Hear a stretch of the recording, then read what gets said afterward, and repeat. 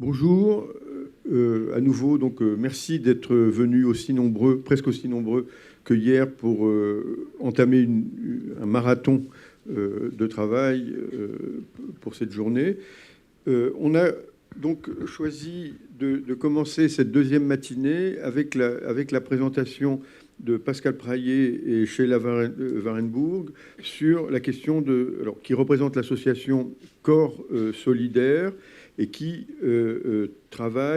qui propose une formation certifiante à l'accompagnement sensuel et l'assistance sexuelle. Alors pourquoi est-ce que le comité d'expertise a choisi cette proposition?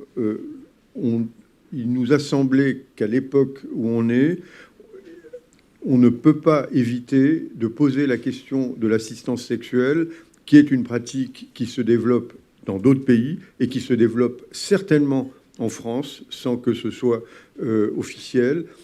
C'est une pratique qui est très controversée, qui suscite des débats passionnés, qui mettent en cause des dimensions personnelles, professionnelles, affectives, idéologiques, politiques, juridiques, dans lesquelles tout ça est intriqué et les personnes sont prises, disons, dans ces réseaux de signification. On assimile, alors on peut assimiler cette activité à de la prostitution, à du travail sexuel. On peut aussi considérer, et on le sait, parce que dans les enquêtes que notre équipe a faites, et dans les travaux que mène Pascal Molinier, on sait bien que des professionnels interviennent, je dirais un peu brutalement, mettent la main à la pâte pour aborder physiquement et psychologiquement et relationnellement les demandes sexuelles, les demandes génitales des personnes qui sont hospitalisées. Donc c'est des choses qui se font et qui sont souvent laissées à la disposition de l'aisance personnelle des intervenants professionnels en matière de sexualité. C'est-à-dire que si on est à l'aise avec les questions de sexualité, on peut en parler, on peut éventuellement pratiquer des touchés qui se passent la plupart du temps bien. Et si on n'est pas à l'aise, on va rejeter systématiquement les demandes, et non pas en fonction de l'intérêt du patient, en fonction de son propre malaise. Et c'est dans cet espace-là que me semble se situer la proposition de l'association Corps Solidaire, avec toute l'importance qui est apportée à la supervision, parce que, comme chacun sait, le sexe a toujours une dimension sacrée, quoi qu'on en dise, et donc ce n'est pas neutre de refuser d'aborder ces questions, mais ce n'est pas neutre non plus de s'engager dans ces questions. Et j'ai été assez étonné de voir que sur à peu près 70 candidats, près de 10% seulement ont été sélectionnés. C'est-à-dire ne peut pas s'improviser assistant sexuel, si tant est, ou accompagnant sexuel, qui veut. Et comme dirait Lacan, on s'autorise de soi-même, mais aussi de quelques autres. Et les quelques phrases qu'on oublie souvent, et quelques autres, et les quelques autres ont leur importance pour accompagner ces personnes et interroger finalement ce désir de pratiquer l'assistance sexuelle. Donc, je vais sans tarder laisser la parole à Pascal Praillet. Praillet ou Praillet? On dit Praillet. Praillet, d'accord. Oui. Et Sheila Warenbourg, qui vont nous présenter leur travail. Ensuite, selon le rituel mis en place par notre gourou, on va procéder comme hier avec les SMS et les petits groupes pour poser les questions, etc. Voilà, vous avez la parole. Merci beaucoup. Merci au Crédavis et au comité d'experts d'avoir retenu notre contribution. Donc, je suis Pascal Praillet, je suis psychologue clinicien, formateur en milieu hospitalier et dans le médico-social depuis de nombreuses années. J'étais kinésithérapeute d'une première formation. Et c'est dans ce cadre-là, d'ailleurs, que j'ai été sensibilisé depuis longtemps à la privation, je ne parle pas de frustration, de privation dont souffrent de nombreuses personnes, nombreux adultes en situation de handicap. Pas toutes les personnes, mais un certain nombre d'entre elles. Et soit liées à des obstacles majeurs dans l'accès au corps de l'autre, quand il y a une déficience motrice, soit un obstacle, qui est souvent lié d'ailleurs même pour avoir accès à son propre corps, Et puis, quand il y a des troubles de la communication, je pense par exemple à des grands IMC avec des difficultés motrices, mais aussi des troubles de l'élocution, il y a quand même des obstacles majeurs à la rencontre avec l'autre, si bien que les toutes premières rencontres, les toutes premières expériences sensuelles et sexuelles sont quasi impossibles. Ils ont toujours la liberté sexuelle du droit dont parlait hier Bruno Pi, mais sans accessibilité, cette liberté n'existe pas. C'est donc une très grande souffrance, puisque l'apprentissage à l'autonomie dans le champ de la sexualité ne peut pas se faire. Alors, pendant longtemps, en tant que psychologue clinicien, qui plus est formé à la psychanalyse, il me semblait impossible d'imaginer une autre réponse que d'écouter la souffrance de ces personnes, que de les soutenir dans leurs désirs, et puis de les appeler à la sublimation. Voilà. Alors, tout ça, ça a une valeur, hein, ça garde une valeur importante, mais je crois quand même qu'il y a une part de démission si on reste bloqué sur cette attitude de simple écoute et de retrait. Et c'est ce qui m'a amené, au fil des années, et en particulier il y a une dizaine d'années, c'est ce qui m'a amené à m'intéresser à ce qui se faisait en dehors du champ de la psychologie clinique, avec d'autres approches sur l'accompagnement à la vie affective et sexuelle au sens large du terme, tout ce dont on a parlé hier, dont on va continuer à parler aujourd'hui, et puis à m'intéresser aussi à cette réponse très particulière, qui est une réponse parmi d'autres, très ciblée, qui est l'assistance sexuelle. Après, l'histoire est simple. En 2008-2009, j'ai moi-même participé à une formation certifiante en assistance sexuelle organisée par CEP, Sexualité et Handicap Pluriel, en Suisse romande. À la fin de cette formation, nous avons été une dizaine à créer l'association Corps Solidaire, et puis nous avons commencé à répondre ou à mettre en relation, moi c'est plutôt le rôle que j'ai choisi assez vite, à mettre en relation des bénéficiaires en demande d'expériences sensuelles et sexuelles, dans le corps à corps intime, hein, bien réel, avec des personnes qui avaient été formées. Mais on s'est retrouvé assez vite avec des demandes croissantes venant de France, peu de réponses à apporter pour ces personnes formées, d'où l'idée en 2013 de lancer une seconde formation certifiante qui accueillerait des Français. Nous avons créé un comité de pilotage pluridisciplinaire et c'est là qu'on a entre autres contacté aussi pour être à nos côtés chez la Warenburg.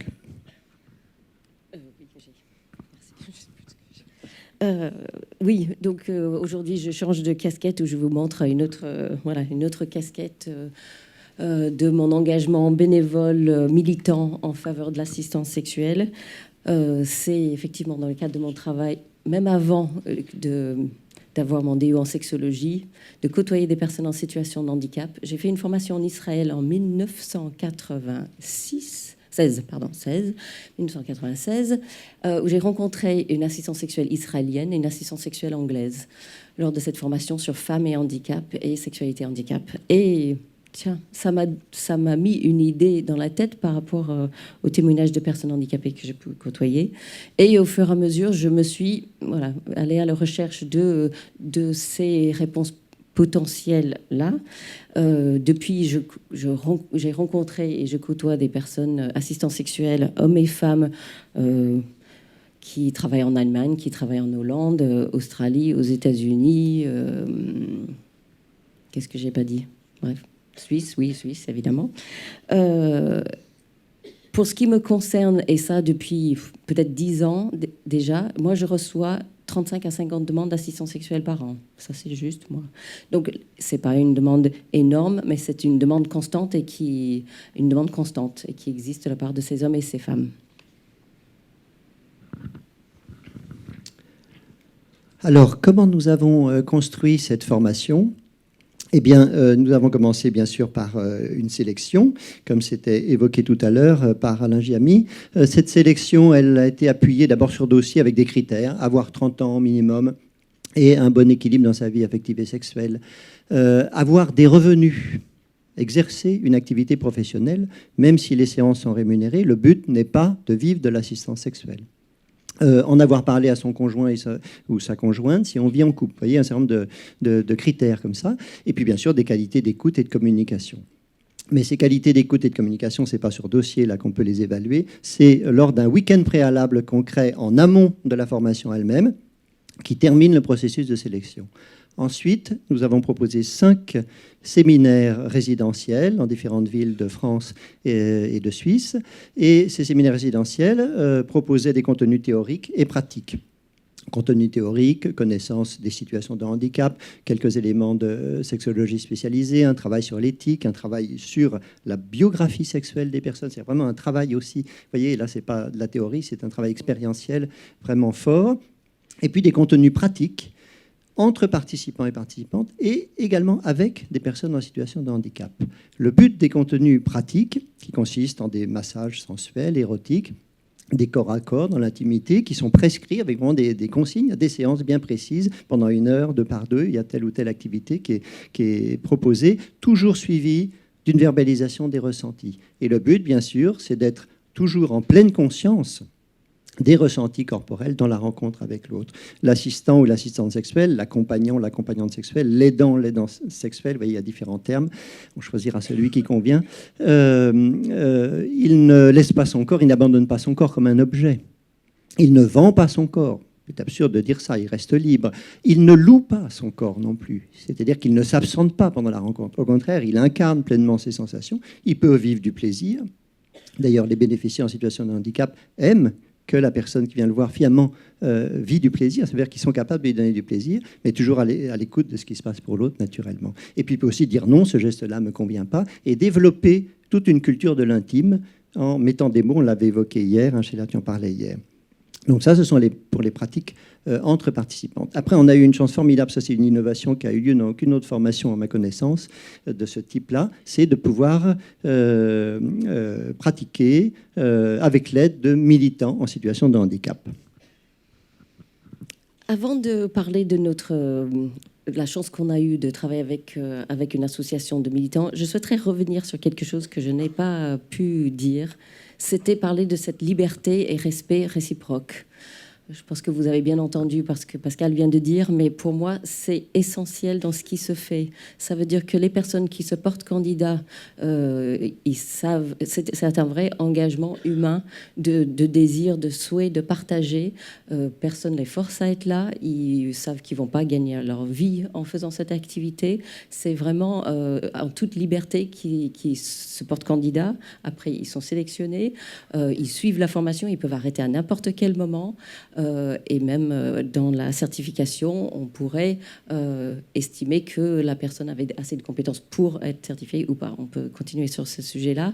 Et ce côté respect réciproque, ça veut dire que la personne handicapée et la bénéficiaire se trouvent sur le même niveau dans ce respect l'un pour l'autre. Dans cette idée-là, donc on a eu un lien très fort avec Choisir sa vie à Aubagne. Donc Jean-Luc en a parlé hier avec Charlie Valenza. Ça se déroule tout seul. Oui, merci. Voilà, merci. Avec Choisir sa vie, donc c'est une association militante.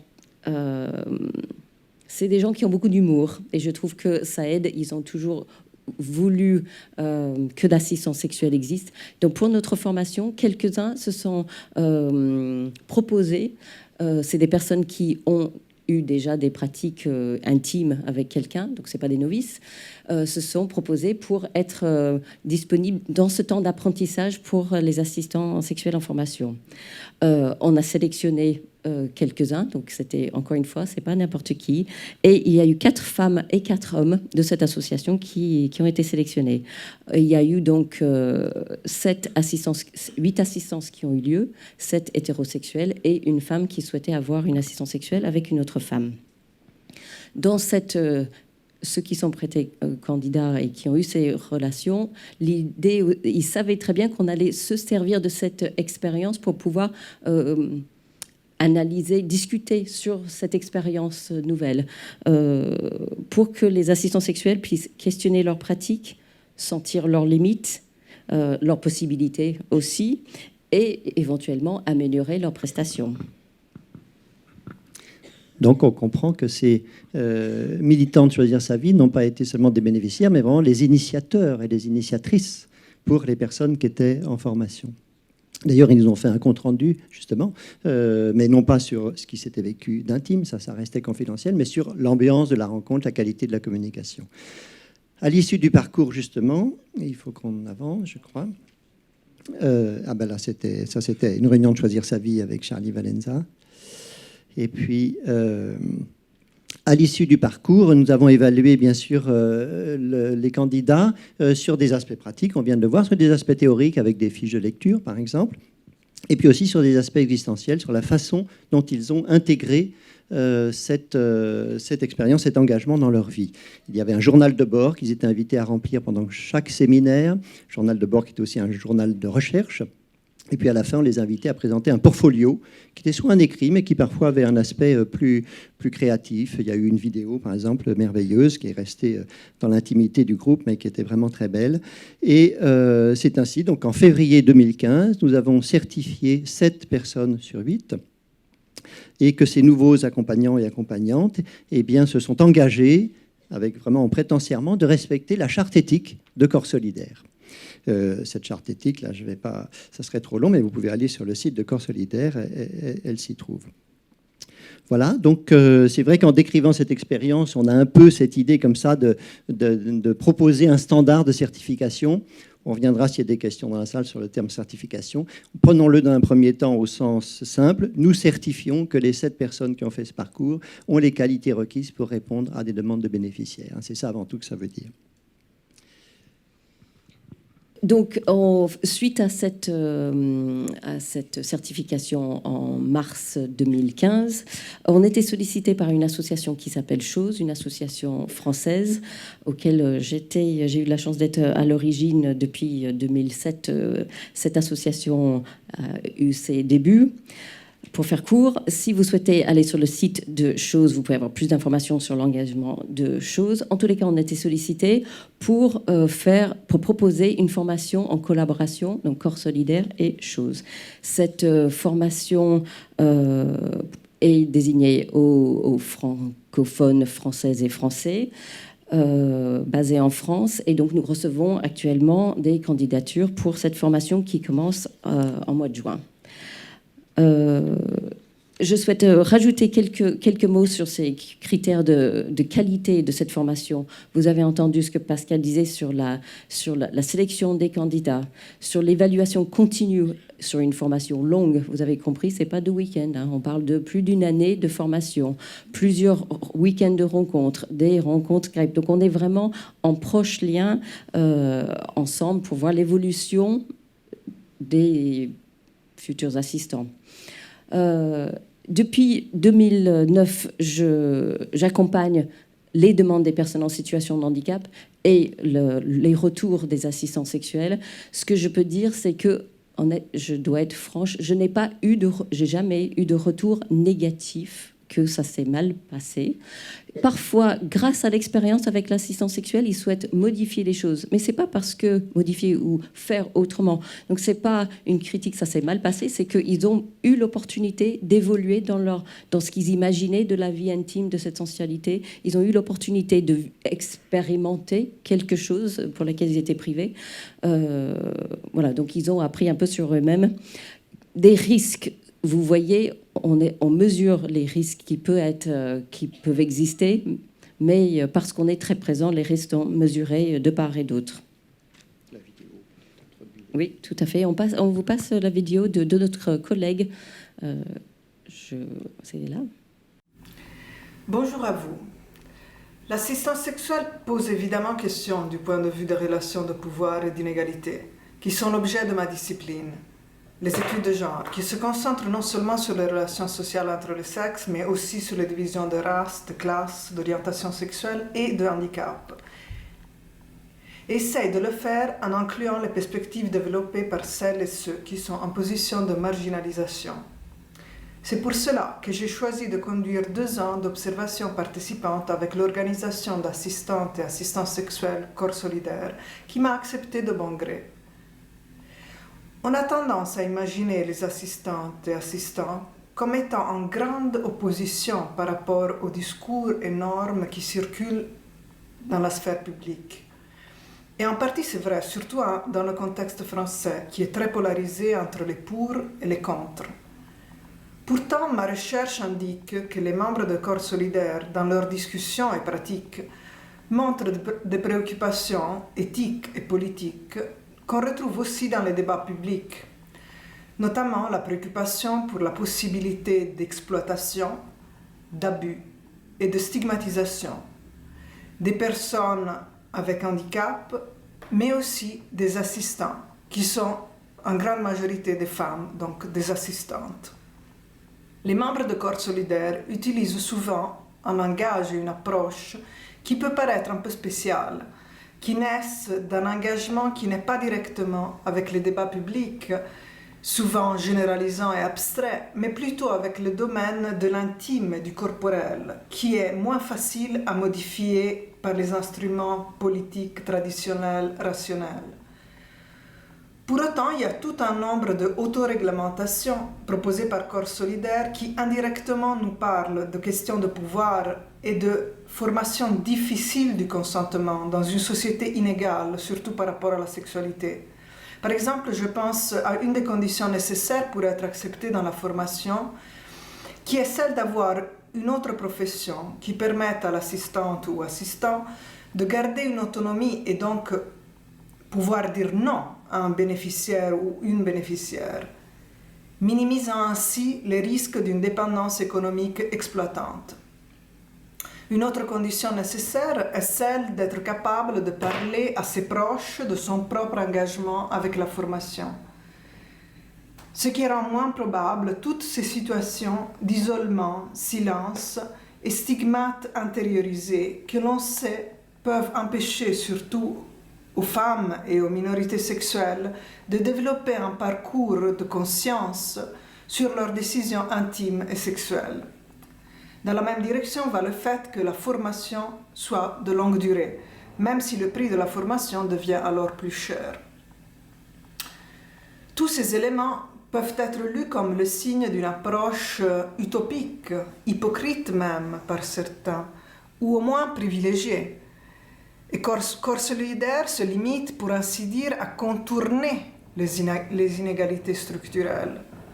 En même temps, je crois qu'il est important de reconnaître que ces normes internes développées par les assistantes et assistants de façon collective et horizontale représentent aussi des tentatives de construire des espaces microsociaux protégés où il y ait le maximum de probabilité, certes jamais la certitude, que les sujets arrivent à mettre en discussion les relations de pouvoir sexistes et validistes à un niveau concret dans leurs rencontres intimes et corporelles. Nous allons donc pouvoir prendre les questions de la salle. Alors j'ai une première question qui est... Attendez. Voilà. Le métier d'assistant sexuel, au vu de la récente loi quant à la sanction appliquée aux bénéficiaires de services sexuels, n'est-il pas hors la loi? Et donc, est-ce que ce métier sera un jour applicable en France? Oui. Je commence avec une première chose, ce n'est pas un métier. Voilà. C'est une activité, pour commencer. C'est une activité, on n'est pas... Ceux qui sont assistants sexuels savent que ce n'est pas pour gagner leur vie. Voilà. C'est une activité en complément d'une autre activité pour gagner sa vie. Alors, il y a une autre question qui va un peu dans le même sens, c'est par rapport justement à la prostitution. Est-ce que ces personnes-là ne sont pas en infraction ou du coup par rapport à la législation? Je crois que Bruno Pi hier a bien précisé, de toute façon, ce n'est pas les personnes qui exercent qui sont en infraction, elles ne le sont pas, même avec la nouvelle loi. Et même si on réduisait l'accompagnement sexuel à un acte de prostitution. Donc, voilà, après, non, le risque qui est toujours le plus fort, c'est pour nous qui, même bénévoles, sommes intermédiaires. Ça fait des années qu'on prend ce risque. Effectivement, on pourrait être accusé de proxénétisme. Et puis, il y avait eu, bien sûr, le comité d'éthique qui avait dit ça reste une activité illégale, mais d'une certaine manière, il a donné un conseil, ce comité d'éthique, même s'il était défavorable à la pratique. Il a dit ça reste illégal, mais le procureur peut ne pas y voir opportunité de poursuite. Alors voilà, c'est une pratique sociale qui se développe. Oui, je crois que le choix de donner comme signification à cette pratique le terme de prostitution est un choix parmi d'autres. Et se pose aussi la question, parce que cette activité d'accompagnement ou d'assistance sexuelle s'inscrit aussi dans une pratique clinique. Or, se pose la question de savoir, est-ce que la production du plaisir en situation clinique est-elle légitime? Alors, c'est quelque chose de tabou Hein, il y a effectivement un interdit, et le Conseil national de l'ordre des médecins l'avait rappelé en 2000, il doit pas y avoir de relations sexuelles entre le soignant et ses patients, mais on voit bien, on sait qu'au 19e siècle, par exemple, à la Salpêtrière, Charcot produisait des orgasmes en situation clinique, si vous voulez. Donc se pose la question, est-ce que le plaisir doit-il être exclu de la situation clinique ? Alors, il y a une question là qui vient d'un sociologue qui pose la question, ne sommes-nous pas dans une erreur de cible de débat ? Ne débattons-nous pas de la réponse au lieu de nous interroger sur la question ? Bon, ça reste un peu trop énigmatique, mais enfin, Mais je oui, vois à quoi il fait. Peut-être que la personne. Je vois à quoi il c'est fait à la prod allusion. qui a posé. Non, non, bon, je d'accord, vois à quoi c'est pas il le- fait allusion. Et c'est aussi la question de pourquoi ces personnes ne peuvent pas avoir accès. Bien entendu, l'assistance sexuelle s'inclut dans un ensemble. Ce n'est pas, c'est une réponse parmi d'autres. Et c'est vrai que d'une certaine manière, il y a plein de paradoxes. Mais pour moi, ce sont des beaux paradoxes. C'est-à-dire qu'on crée une rencontre à la frontière entre le monde artificiellement créé des Andis et le monde artificiellement créé des Valides. On crée une rencontre à cette frontière, sur le seuil. Et là, je fais allusion à la liminalité de Murphy. Mais en fait, on ne peut pas faire comme ça tomber une frontière sans la reconnaître d'abord et sans aller se rencontrer à cette frontière. Donc effectivement, pour moi, il y a plein de beaux paradoxes dans l'accompagnement sexuel. Mais un paradoxe, ce n'est pas une contradiction. Un paradoxe, c'est la dynamique de vie, c'est la complexité de la vie. C'est pour ça que moi je suis engagé dans cette pratique. C'est une recherche-action avec plein de questions. C'est ça qui est formidable, mais c'est porteur de sens et porteur d'énergie. Alors, j'ai une autre question sur le rôle de l'argent. Pouvez-vous nous expliquer le rôle de l'argent dans le cadre de cette prestation ? Alors, je ne sais plus si vous avez parlé ou pas de si c'était ou pas rémunéré. C'est une prestation rémunérée. D'accord. C'est une prestation rémunérée. Et j'allais dire, moi qui participe à un groupe de travail en Europe, on est vraiment tous à peu près dans les mêmes schémas, autour de 100, 130 euros pour une prestation d'assistance sexuelle. Et alors, C'est pourquoi quelque chose qui est assez fixe. Pourquoi l'argent ? Pourquoi ? C'est une excellente question. Pourquoi l'argent ? L'argent, ça crée une sorte de contrat entre ces deux personnes. Voilà. Et ça limite aussi, cette prestation s'arrête pour cette somme-là, pendant ce temps-là. Voilà, donc ça limite, ce n'est pas quelque chose, ce ne sera pas une relation amoureuse qui va durer, c'est limité dans le temps et par l'argent. Et à la différence d'une activité prostitutionnelle ordinaire, on ne va pas avoir l'opportunité de rajouter de l'argent pour avoir une prestation supplémentaire, un acte qu'on souhaite. On n'a pas, quand on parlait de liberté réciproque, l'échange d'argent, c'est pour un temps, pour librement négocier entre les deux, et l'argent ne va pas pouvoir être rajouté pour rajouter des prestations. On n'aura pas cette pression de l'argent. Alors, j'ai une question aussi très intéressante. Une structure médico-sociale peut-elle faire appel à corps solidaire avec des personnes déficientes intellectuelles ? Alors, dès qu'on est avec la déficience intellectuelle, en tout cas en Suisse, ils ont déjà une assez longue expérience avec effectivement des interventions auprès de ces personnes. Il y a quand même un décodage beaucoup plus long à mettre en place pour savoir si c'est la bonne réponse. D'ailleurs, parmi toutes les demandes qui nous arrivent, aussi bien moi en tant que psychologue, il y a des tas de bénéficiaires de bénéficiaires en demande à qui on dit « mais non, ça ne va pas être ça la réponse pour vous ». Et donc, s'il y a cette dimension-là, déficience mentale, ce n'est pas impossible, mais c'est vraiment à étudier au cas par cas, au cas par cas et à décoder, pour décoder la demande. Et alors, que répondez-vous aux directions qui craignent d'être inquiétées si leurs équipes facilitent la mise en relation entre un assistant sexuel et une personne résidant dans leur établissement ? Voilà, ils prennent comme nous ce risque depuis des années. C'est une position éthique de responsabilité d'être militant. Quand moi j'ai ces demandes-là, effectivement, c'est une manque d'intimité. Je suis toujours assez interpellée par le fait que des personnes en situation de handicap, ils admettent que le directeur de l'établissement soit au courant, que leurs parents, pour une bonne partie, sont au courant, l'éducateur est au courant, Sheila est au courant. Je veux dire, ils sont prêts à de tels renoncements pour avoir cette prestation. Beaucoup de monde est impliqué souvent dans cette affaire-là. C'est pas très privé, pour finir. C'est le côté un peu dommage.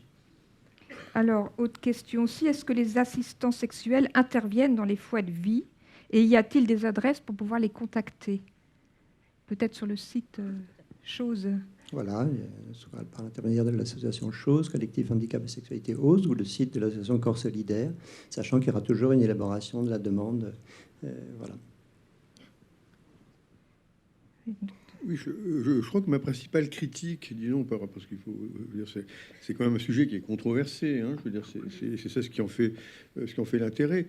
Ma principale critique par rapport à ce mode d'intervention que constitue l'assistance sexuelle, c'est est-ce que finalement ça ne maintient pas le statu quo de l'organisation des institutions qui est fondé sur l'exclusion, la séparation et l'isolement. C'est-à-dire, est-ce que finalement, comme on dit en médecine, on n'apporte pas une réponse symptomatique et qu'on n'agit pas sur le fond pour rompre l'isolement, alors qui a été constaté par l'avis du comité d'éthique, enfin, qui est très critiquable, mais sur ce point-là, il me semble qu'il avait raison, c'est-à-dire que la société, c'est-à-dire nous, installons et renforçons en permanence un isolement, on fabrique un isolement des personnes. Et peut-être que... Alors, comment est-ce que vous envisagez justement la relation entre votre mode d'intervention, je dirais, qui est de type clinique finalement, et des interventions qui auraient à faire avec les organisations institutionnelles elles-mêmes, mettre des lits de 140 ou 160 ou 180. J'aurais deux choses à dire sur ce sujet. C'est que, premièrement, c'est une demande d'un adulte. C'est sa demande. Personne ne l'a fait à sa place. En tout cas, moi, je m'en assure de ça. C'est une personne à 100% consentant. Et l'idée, c'est de découvrir quelque chose qu'elle a envie de découvrir. Je trouve ça tout sauf enfermant. C'est de découvrir pour, par la suite, pouvoir créer une autre relation avec quelqu'un d'autre. C'est une sorte de... Voilà, c'est un processus vers une autonomie pour une grande majorité. Je connais...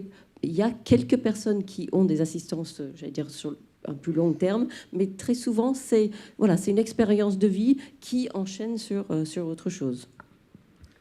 Oui, c'est ce que j'évoquais tout à l'heure là, en parlant du seuil. On intervient sur le seuil. C'est effectivement, est-ce qu'on renforce pas la frontière ou est-ce qu'on la fait bouger, hein? C'est ça la question, et c'est ça là qu'il y a un paradoxe. Mais il y a quelque temps, je suis intervenu dans un établissement qui avait créé une chambre d'intimité, parce que les chambres ne permettaient pas une intimité. Et les soignants avaient trouvé ça formidable. Il y avait tout un beau projet autour de ça. Et au moment de mettre en œuvre, finalement, les soignants ou les travailleurs sociaux, éducateurs, d'un seul coup, ont pris peur et ont demandé une intervention pour savoir jusqu'où ils pouvaient intervenir. Et on a travaillé sur un guide de bonne pratique, jusqu'où on peut intervenir. Allonger les deux personnes qui ont besoin d'aide, nues l'une à côté de l'autre. Bon, ça n'a pas de problème. Poser un préservatif, ça commence à être plus difficile. Peut-être ça fait encore partie du rôle des professionnels de la maison. Stimuler l'érection pour que le préservatif soit maintenu ou mettre un peu de gel sur la vulve de madame, voire même solliciter. Là, il commence à y avoir une limite où on pense que nous, ça ne fait plus partie du rôle des professionnels de santé ou du travail social et que là, c'est un intervenant extérieur. Et ça aussi, ça peut être le rôle d'une assistante ou d'un assistant sexuel. Vous voyez, le rôle de ces personnes, c'est aussi d'éviter la confusion des rôles qui finalement est préjudiciable. Mais ça n'a de sens, et je suis d'accord, ça n'a de sens que si il y a un travail global sur l'accompagnement à la vie affective et sexuelle. Sinon, si c'est pour remplacer et pour que les établissements se débarrassent de cette question, alors là, on a tout faux. Voilà. Et alors justement, il y avait une question sur est-ce qu'il y a des établissements qui ont, je pense pas mais qui ont construit leur projet de vie, leur projet d'établissement en intégrant l'accompagnement sexuel. Je ne pense pas, c'est trop récent. C'est un peu récent, mais on va peut-être en fin d'après-midi avoir quand même une intervention qui pourrait l'évoquer, puisque je vais nommer là juste avant Saint-Ali le Pas-de-Lec, là, qui va présenter pour la Fondation Malais, et qui, en tout cas, là, a décidé de faire partie du comité de pilotage de la nouvelle formation que nous lançons. Donc, et qu'il y a même une fondation qui n'a pas peur de s'engager sur ce terrain-là aujourd'hui. Et quelle est la réaction des financeurs par rapport à ce genre de choses? Parce que sur le financement notamment, les établissements sont financés par des dotations publiques. Ça, c'est leur propre argent. Mais après, il y a la question des tuteurs, qui a été évoquée hier, qui en principe n'ont pas le droit d'intervenir, mais qui souvent se permettent de le faire. Et là, effectivement, des fois, ça bloque. La dernière question. L'assistance sexuelle ne serait-elle pas plus pour les hommes que pour les femmes en situation de handicap? Est-ce qu'il ne faut pas être attentif à ces inégalités entre hommes et femmes? La réalité aujourd'hui, en France en tout cas, les demandes sont plus souvent de la part des messieurs. Mais si je compare ce qui se passe en Suisse, je vois en Suisse, on a plus de demandes de femmes, socialement parlant. Pour moi, c'est plutôt une situation sociale. où en Suisse, l'assistance sexuelle peut exister et est parfaitement intégrée. Donc socialement, je pense que les femmes se permettent de se dire « je peux oser Voilà. ». Et je pense qu'en France, les femmes, il y a des demandes de femmes, moins nombreuses, mais je pense que petit à petit, ça va venir. Quand on va former plus de personnes, elles vont entendre que c'est du possible, on aura plus de demandes. Je ne pense pas que c'est parce c'est peut-être oser faire le pas de faire la demande. Parce que socialement, une femme qui dit « je souhaite goûter au plaisir du sexe », ce n'est pas... Oui, ça reste. Mesdames vont me dire si je me trompe, mais je pense que c'est socialement peut-être un peu plus délicat. Bien, écoutez, je vous remercie pour cette intervention.